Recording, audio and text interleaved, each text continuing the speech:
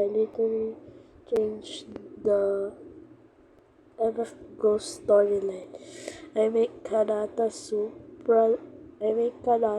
drive a Supra, Sawatari driving a Bugatti, and Mockingbird driving a Hellcat. So, this is the storyline. Kanata's 1,300 HP Supra would dominate the straights but struggle severely with the tire wear and cornering momentum against Mockingbirds Hellcat, handling better on heavy braking and Bugatti, heavier but immense traction. Kanata's ultimate victory would hinge entirely on his superior British racing pedigree to break them in the corners. The match-up dynamics. Kanata Kata Girl, 1,300 HP, A80 Supra, Pros, unmatched straight line speed and high speed and acceleration. Because of its lightweight build, it won't be as slickish twisty section as a traditional muscle car. Cons: massive power to the rear wheels means severe turbo lag of corners at high motion. Michael Mockingbirds 899 HP Dodge Hellcat. Pros: Dodge supercharged V8 delivers immediate linear torque.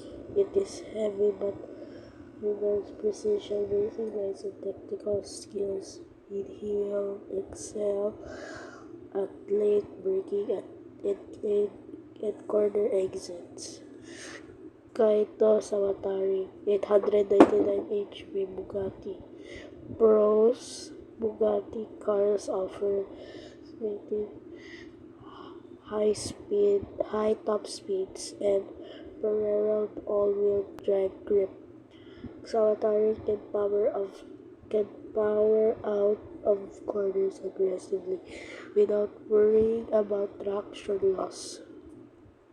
Race scenario: the open stretch on the Wara Tsumir Road straightaways.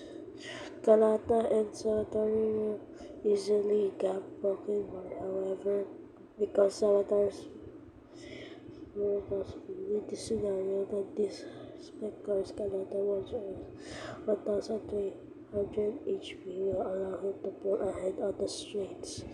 The twisties. Hawken Mountain Pass. This is where Mockingbird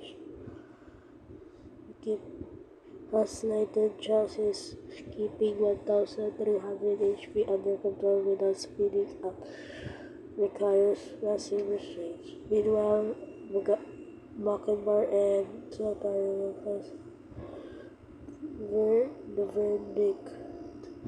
It will come down to the wire. If Kanata tires utilizes Class F4 level cornering techniques, the narrow victory if the tire wear becomes too severe. Sawatari all-wheel drive Bugatti or Mockingbirds control on his mistakes. Yeah, guys, this is how I want to make this story MF Ghost, and it will make a few changes to Kalata's wins. So yeah, and Mockingbird and even though Bugatti and Hellcat would easily defeat the 86, so yeah. But if they had the lower cars, I'm not sure who will win. Yeah, bye guys. Oh yeah, I forgot to say, please subscribe and like.